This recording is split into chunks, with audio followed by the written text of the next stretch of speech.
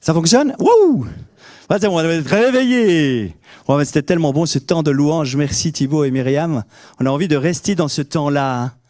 Quelle promesse magnifique, quel message extraordinaire vous avez donné, enfin nous avons donné ensemble ce matin. Juste avant que les enfants partent, je vous encourage à venir devant. Parce que quand vous êtes devant là, vous entendez le chant là, et derrière, c'est merveilleux. On se sent porté, c'est tellement beau le chant de l'Église, de chanter ensemble les gloires pour Dieu. Vous ne trouvez pas ça magnifique? Et moi, je suis toujours épaté de l'équipe louange, parce que lorsqu'on arrive au culte, vous savez, des fois, on est pris dans les choses, on est là, et on doit s'arrêter pour louer notre Dieu. Et je trouve qu'ils sont vraiment bons pour cela. Merci à tous ceux qui sont dans la louange de nous aider là-dedans. Alors voilà, Elsbeth pour la garderie, Karine pour Patacel, Laetitia pour les explorateurs et le caté dans les ateliers, c'est juste. Je regarde. Elisabeth. Oh, pardon. Elisabeth. Alors voilà, les enfants, vous pouvez y aller. Et pendant que vous partez, on va prier pour vous. Tant pis s'il y a un peu de bruit. Seigneur Jésus, merci pour ta grâce infinie, pour le privilège d'être à toi. Te remettons les enfants, les ados, qu'ils puissent te découvrir toujours plus et avoir ce plaisir d'être à ta suite. Tu es notre roi. Je te prie pour ce moment d'ouverture de ta parole, que tu ouvres nos cœurs, notre âme, notre esprit, afin d'être touchés encore une fois par ta présence, par qui tu es pour nous dans ce monde bouleversé. Nous avons tant besoin de toi. Amen. Voilà, avec ça j'ai oublié de brancher ce que je devais brancher, mais ce n'est pas grave. Je suis content de vous voir, j'espère que vous allez bien. Avec ce soleil qui est de retour, ça fait toujours un bien fou. Vous trouvez pas? Ouais. Voilà. Le titre de ce matin que je voulais voir avec vous, c'est « Quand l'argent ne suffit plus ». C'est l'histoire de Zachée. C'est une histoire qu'on raconte souvent à l'école du dimanche, mais je trouve qu'elle est tellement pertinente pour nous aujourd'hui. Alors voilà, il y avait, paraît-il, une fan de Roger Federer qui l'aimait particulièrement bien, qui essayait de le voir, qui allait au Swiss Indoors à Bâle, qui le suivait dans ses hôtels, pas dans ses hôtels, mais devant ses hôtels. Et elle espérait toujours pouvoir rencontrer ce Roger. Elle a attendu pendant des années et un jour, elle a eu ce privilège-là. Elle a pu le voir, a pu avoir un autographe et une photo de lui. Waouh, il est beau le Roger, hein?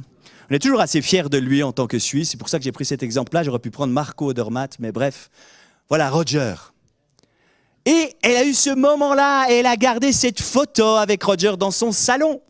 Et chaque fois que les gens venaient chez elle, elle disait « Regardez, j'ai rencontré Roger. » Wouh! Quel beau temps, n'est-ce pas? Alors peut-être que c'est des temps gravés dans sa mémoire, mais ce matin, j'aimerais voir une histoire assez similaire. Mais c'est un homme Zachée qui va rencontrer le roi des rois.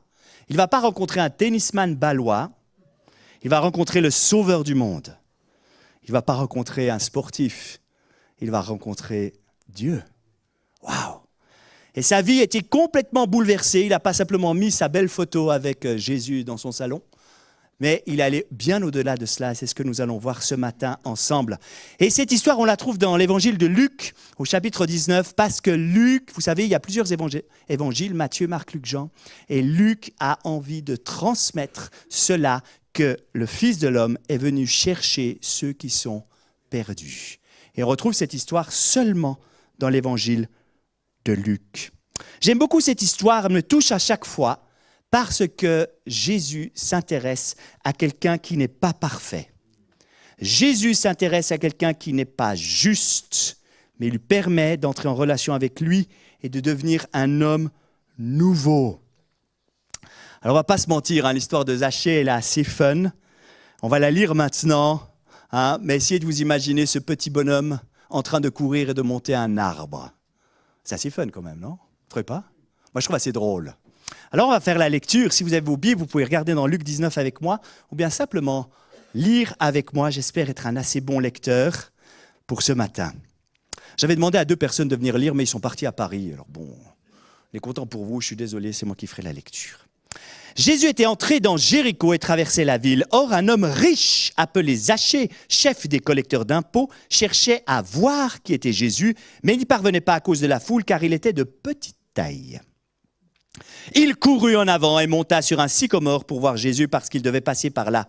Lorsque Jésus fut arrivé à cet endroit, il leva les yeux et le vit et dit à Zachée, « Zachée, dépêche-toi de descendre, car il faut que je m'arrête aujourd'hui chez toi. » Oh, Zachée s'empressa de descendre et l'accueillit avec joie.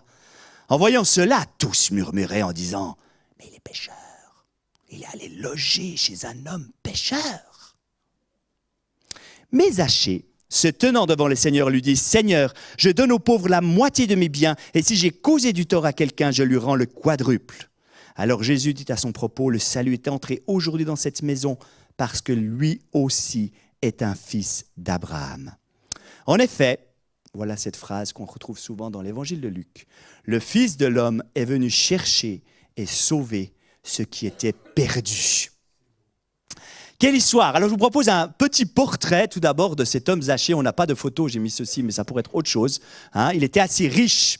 Voilà, probablement il avait la quarantaine, la cinquantaine. Il était méprisé, il était seul. Vous allez me dire, comment vous savez ça, tout ça? Mais on a quand même quelques indices dans le texte que l'on vient de lire. C'est que cet homme était riche. Bon, à l'époque, être riche, c'était plutôt un synonyme de bénédiction. Mais il n'était pas riche d'une manière qui était extraordinaire, puisque cet homme était collecteur d'impôts. Si vous aimez Astérix et Obélix, peut-être vous savez d'où vient cette histoire, enfin cette image. C'est le taxateur d'impôts. Il était collecteur d'impôts. Alors bon, vous savez, on est en mars. J'ai vu qu'on devait bientôt remplir notre déclaration d'impôts. C'est le 15 mars, je crois, n'est-ce pas? Le délai. C'est toujours une joie de remplir ça. On est tous très contents. Et c'est vrai, quand le collecteur d'impôts nous téléphone, non, c'est jamais le cas. C'est toujours nous qui essayons de l'appeler et puis il ne répond jamais.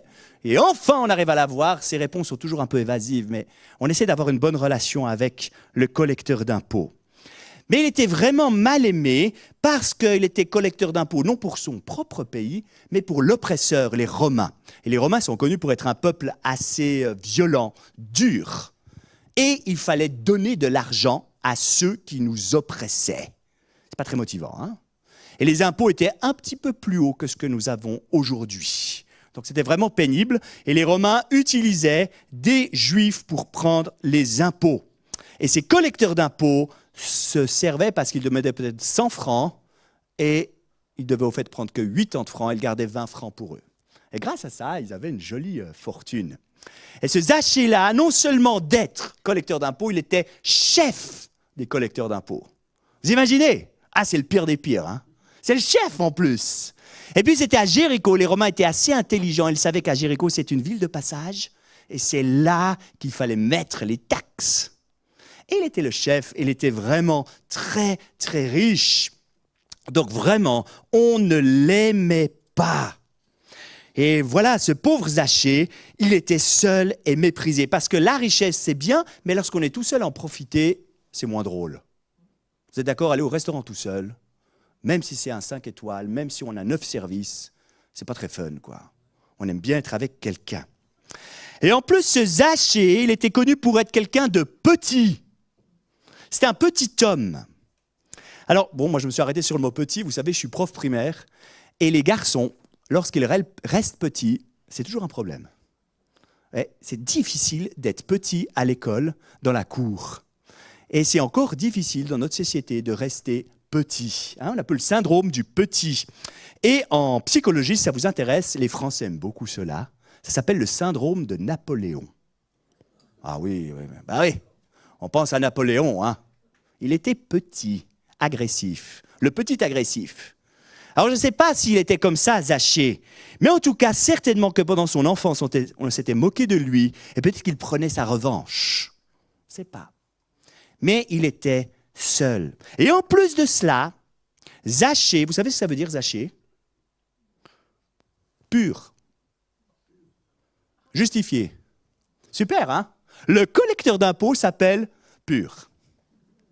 Ça va bien, hein? Alors moi, j'aime bien chanter, mais je ne sais pas si j'ai une belle voix, mais c'est comme si j'avais une voix épouvantable et je m'appelais Pavarotti. Vous voyez le truc? Ou pour une fille, Shakira. Et chaque fois qu'on dit « Pavarotti, viens », je dis « Il ne chante pas très bien. » Alors là, c'est encore pire parce que Zachée s'appelait Pur. Et franchement, les gens ne l'aimaient pas. Le détestaient. Il était mis de côté comme une paria, encore pire que tous les autres. Et ils ne voulaient pas qu'il vienne dans les endroits de culte. Ils ne voulaient pas qu'il vienne dans les moments où il y avait toute la communauté qui était là. On ne voulait pas de lui. Il était mis de côté, vraiment d'une manière assez violente. Et Zachée était enfermé là-dedans. Et en plus, Zachée avait un immense problème, c'est qu'il aimait l'argent. Ah oui, c'était son moyen. Et vous savez, on dit qu'il y a des idoles. Alors nous, quand on parle des idoles, on pense souvent à une statue qu'on mettrait dans le jardin ou je ne sais pas quoi. Mais il y a des idoles qui sont attachées à nous, qu'on a des fois de la peine à mentionner. Et pour lui, l'argent était une de ses idoles, parce que grâce à ça, il arrivait dans la vie. Et l'argent répond très bien à deux besoins du cœur. Vous savez, nous avons tous des besoins du cœur qui sont très forts et on est prêt à se battre pour cela, on est prêt à faire tout pour cela. Ces deux besoins sont les suivants. Je désire être aimé. Je désire être respecté, je désire être accepté dans le groupe, je fais faire partie de l'équipe. Et ce qui est derrière, c'est la peur. Je ne veux pas être seul, je ne veux pas être rejeté. Et on regarde les enfants, ils sont prêts à faire plein de choses dans la cour d'école pour être acceptés par le groupe. Et on regarde les adultes, ils sont prêts à faire n'importe quoi pour faire partie de l'équipe aussi. On est comme ça, on a ce besoin-là, je veux être aimé. Et le deuxième, je veux me sentir en sécurité. Je n'ai pas envie d'avoir de stress, je vais être dans un lieu de travail, je me sens bien, je vais être accepté, je veux être dans un pays où je n'ai pas peur. Ces deux besoins sont très forts et l'argent répond merveilleusement bien à cela. Pourquoi ? Parce que, excusez-moi, mais l'homme le plus moche du monde, s'il a de l'argent, il va trouver une femme. Pardon, hein ? Et puis l'homme qui ne s'exprime pas très bien ou la femme qui ne s'exprime pas très bien, s'il a de l'argent, tout à coup, il va devenir très charismatique. On n'a qu'à regarder le pouvoir aux États-Unis. D'accord ? C'est vrai. Et puis si on a de l'argent, on est en sécurité parce qu'on sait qu'on va prendre soin de nous et qu'on va nous soigner. Et que s'il y a des problèmes, on a de l'argent, on va s'en sortir.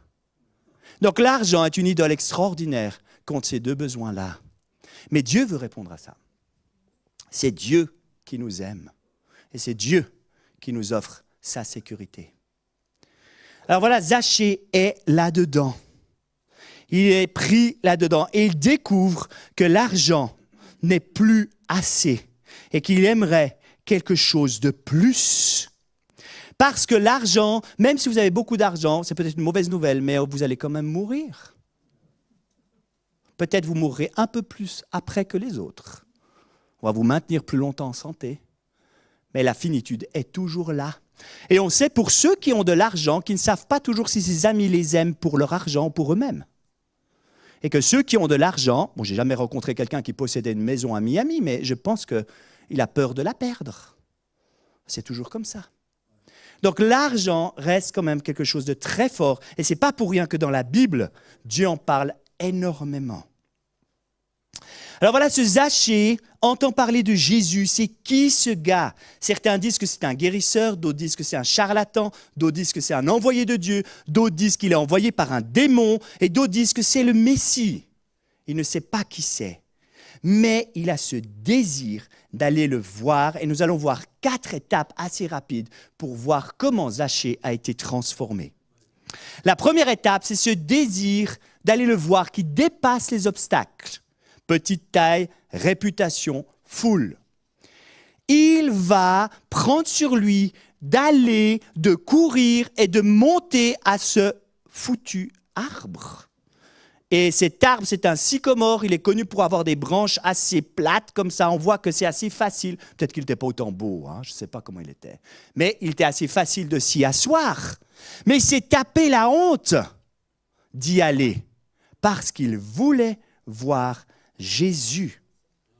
Et voilà que cet homme petit, peut-être grassouillet, je ne sais pas, moi je l'imagine comme ça, hein, parce qu'il devait bien manger certainement, puisqu'il avait de l'argent.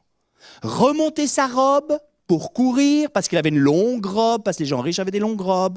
Et si tu veux courir, il faut relever la robe, autrement tu t'emberlificotes.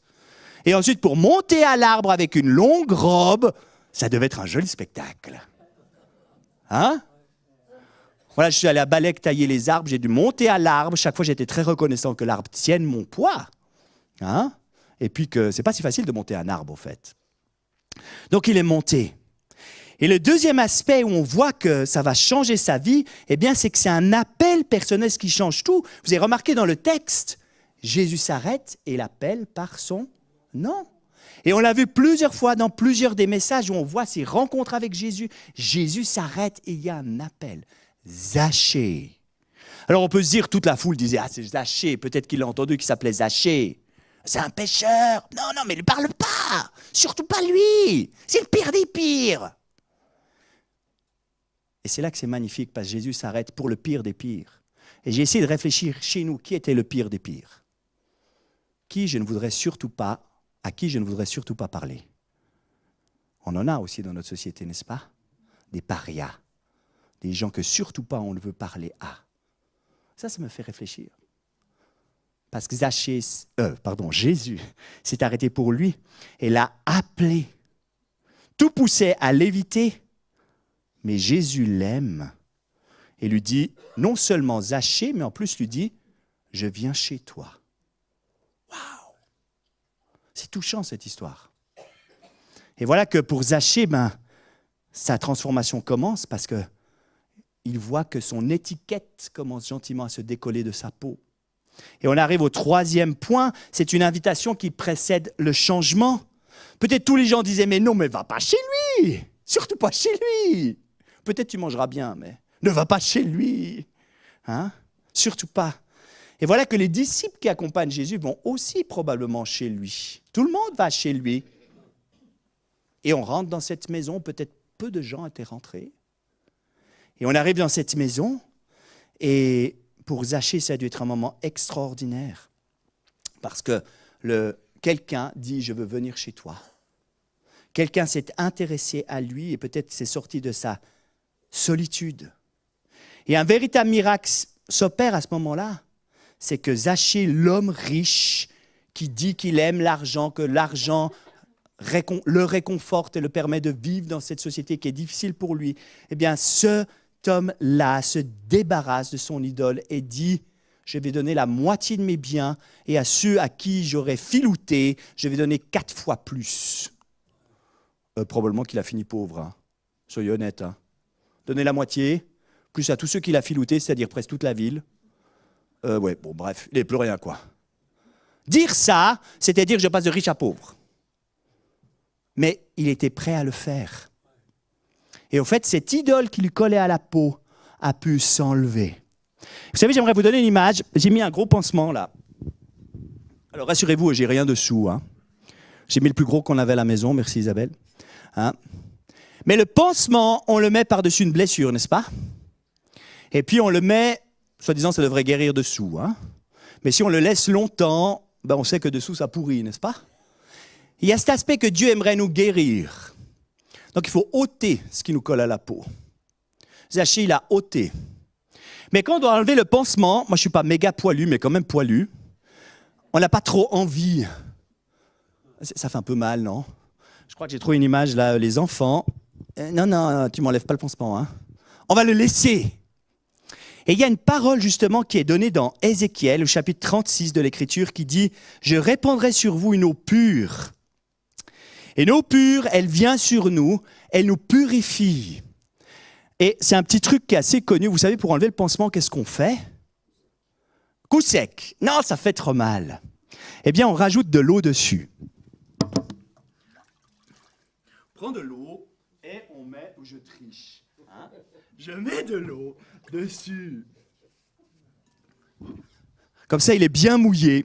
Et lorsque je dois l'enlever, eh bien, c'est beaucoup moins douloureux. Normalement, ça s'enlève et clac. Maintenant, Dieu peut me guérir. Et cet aspect du pansement, moi, je la trouve très belle parce que nous avons tant besoin que Dieu vienne nous guérir, n'est-ce pas? Et des fois, le pansement, il est agréable, ça cache un peu. On ne voit pas trop. Mais Dieu est là et il nous appelle à cela. On arrive à la 4e étape, c'est qu'une vie transformée qui agit concrètement, eh bien, Zachée, nous l'avons dit, a réparé ses fautes. C'est assez étonnant si vous lisez dans Lévitique, donner le quadruple ou le quintuple. Lorsqu'on a fait une erreur, il fallait donner 2, 3, 4, 5 fois de plus. 4 fois plus, c'était souvent pour une erreur très grave. Donc, il considère son erreur très grave et il va donner jusqu'à 4 fois plus. Et il veut redonner. Alors, j'aimerais m'arrêter un petit moment sur l'argent. C'est assez intéressant comme histoire de Zachée. Et puis, nous avons dit que dans nos églises, on n'aimerait plus avoir de non-dits. Et vous êtes d'accord, dans notre société en Suisse, l'argent, c'est un bon truc pour se diviser, n'est-ce pas? Hein? Mais l'argent, lorsqu'on regarde dans la Bible, dans l'Ancien Testament, il est parlé de la dîme. La dîme, c'est le 10% de ce que l'on gagne. Jésus n'en parle pas. Le Nouveau Testament n'en parle pas. Mais par contre, il est clairement dit qu'il a plus de joie à donner que de recevoir. Et c'est partout noté dans la Bible qu'il nous est demandé de donner ce qui est de meilleur, ce qui est le premier. Donner. Alors, donner, c'est toujours un moment à savoir comment on a notre gestion avec l'argent. C'est assez intéressant. Hein? Alors, je vous rassure, Peter, que trésorier ne regarde pas qui donne et combien. N'est-ce pas, Peter? Tu nous rassures. Hein? Voilà. On a cet aspect de donner avec joie et on ne sait pas ce que l'on donne, on ne sait pas qui donne ce désir qui est là. Je ne peux pas vous dire comment il faut faire, mais je peux vous dire comment nous faisons avec Isabelle. Ça fait un moment de cela on a pris un choix, je crois quand même, une réflexion économiquement sage, on peut dire ça comme ça. Hein? Parce que c'est clair, quand on gagne 50 000 francs par mois, donner 5 000 francs n'est pas très compliqué parce qu'il nous en reste 45 000. Hein? Mais quand on gagne 4 000 francs par mois, donner 400 francs, c'est plus compliqué parce qu'il nous en reste 3 600. Hein? Mais avec une décision quand même économiquement sage, nous mettons à part une somme au début du mois. Hop, voilà, elle n'est plus là. Mais elle est donnée. Et nous voulons donner la meilleure part parce que nous ne sommes pas agriculteurs et nous n'avons pas franchement du blé à donner ou de l'orge, etc. Mais nous avons un salaire à donner.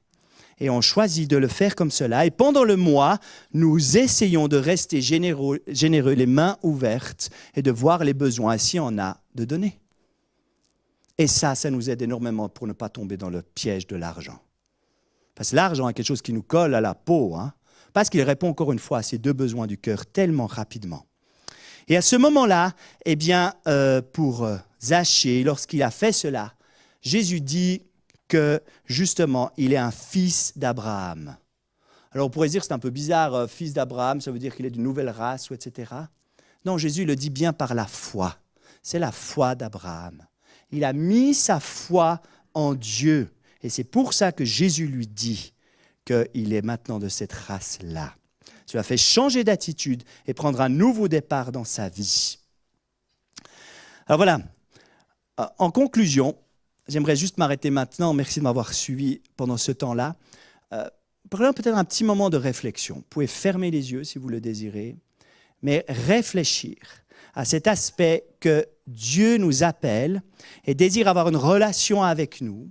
Il désire aussi à ce que nous nous débarrassions de toutes nos idoles. Pardon d'utiliser ce terme, mais il est quand même fort. Tout ce qui nous empêche d'être à Dieu. Et si quelqu'un me dit qu'il n'a rien du tout, j'ai de la peine à le croire. Nous avons tant besoin d'un sauveur qui vienne nous soigner, qui vienne nous prendre là où nous sommes, de réveiller peut-être notre foi qui est endormie et de raviver par l'Esprit Saint qui vient vivre en nous lors de notre conversion quelque chose. Alors, voilà, prenons juste un temps de réflexion. Peut-être dire, Seigneur, je veux remettre ma confiance en toi. Seigneur, voilà, ce nouveau temps, cette année qui est bien débutée déjà, ce printemps qui arrive, nous sommes sur la route de Pâques. Je veux me rappeler de qui tu es et ô combien j'ai besoin de toi.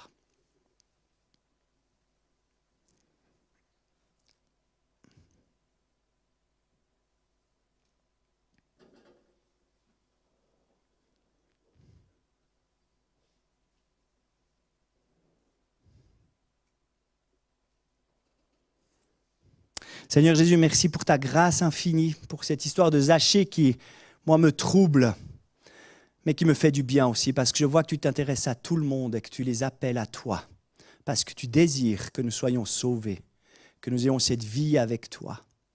Seigneur, j'aimerais te demander pardon pour les fois où j'ai des choses qui me collent à la peau. Et merci pour cette eau vive que tu nous donnes par ton esprit, qui peut nous faire enlever facilement. Mais il faut quand même les enlever, ça tire un peu. Merci pour ta grâce envers nous. Et voilà, merci de nous aider dans cette vie à te représenter. Louange à toi. Amen. Hier, nous avions une journée avec la Frie, c'était magnifique. J'aimerais juste vous redonner une petite phrase que j'ai beaucoup aimée. Vous savez que nous sommes un temps de la technologie, n'est-ce pas? ChatGPT, Claude et autres, on les utilise. L'intelligence artificielle, on en parle beaucoup. Et l'orateur du jour a juste dit, vous savez, il y a 3 choses que la technologie ne peut pas enlever et ne pourra jamais enlever. Et qu'il y aura toujours besoin de Dieu pour cela. Parce que des fois, on pense que grâce à notre technologie, nous n'avons pas besoin de Dieu. Ces 3 choses sont les suivantes, que la technologie ou l'intelligence artificielle ne pourra jamais enlever. La gestion du mal, la gestion de la souffrance et la gestion de la mort. Vous êtes d'accord? Demandez à ChatGPT, il ne vous aidera pas. Hein. Par contre, il va vous faire un résumé magnifique pour le prochain test que vous aurez si vous êtes étudiant. Hein? Je le vois avec mes élèves, c'est merveilleux. Je ne peux plus donner des devoirs à la maison parce que de toute façon, ça revient à un texte extraordinaire sans faute. Je dis, ouh, ChatGPT était avec toi. Hein?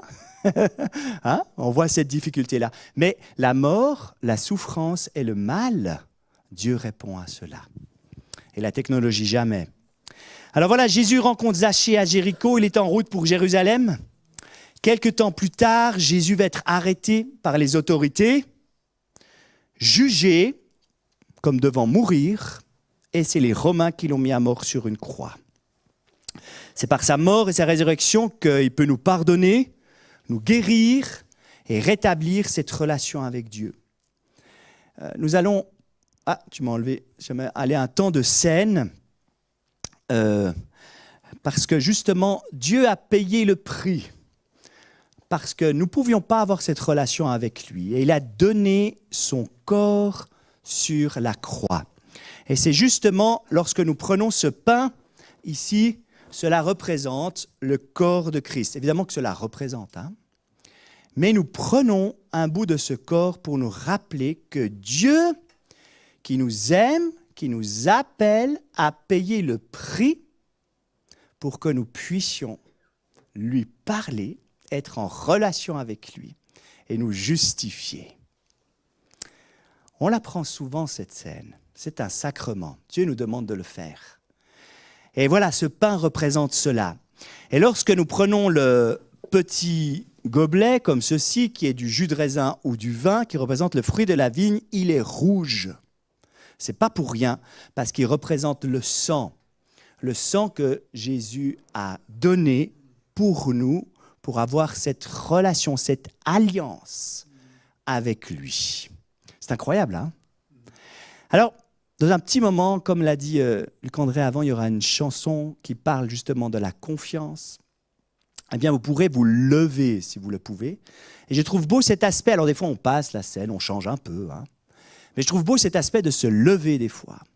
Et quand vous allez vous lever, c'est un peu un signe de dire, bon ben voilà, je prends ce pain, je me rappelle, je prends ce fruit de la vigne. Mais ce qui est assez extraordinaire, vous avez vu, c'est qu'on n'est pas tout seul. C'est qu'il y a la joie de l'Église. Nous le faisons ensemble, parce que Dieu se cherche un peuple. Pourquoi? Je ne sais pas, mais c'est lui qui le veut. Et quelle joie de pouvoir lui obéir. Alors voilà, quand la musique sera là, vous pouvez simplement vous lever, prendre ceci, et puis ensuite retourner à vos places. Puis ensuite, après ce moment-là, nous aurons Marjo. Elle est là, Marjo. Elle est là, voilà. Qui va parler un petit peu de la mission. Et je trouve que l'étape est belle. Nous passons de la scène, se rappeler de ce que Dieu a fait, cette histoire de Zachée, pour arriver à la mission. Et j'ai cherché un petit peu si on trouvait des traces de ce Zachée. On a trouvé des traces en France, ça m'a un peu surpris. Je ne sais pas si c'est vrai. Mais ce Zachée a probablement été missionnaire après. Il a parlé de Dieu et de cet évangile de bonne nouvelle. Donc, on passe de la scène à la mission. Merci Marjo, après, en toute liberté, de prendre, quand tu penses que c'est le meilleur moment, la parole. Voilà, merci pour la musique.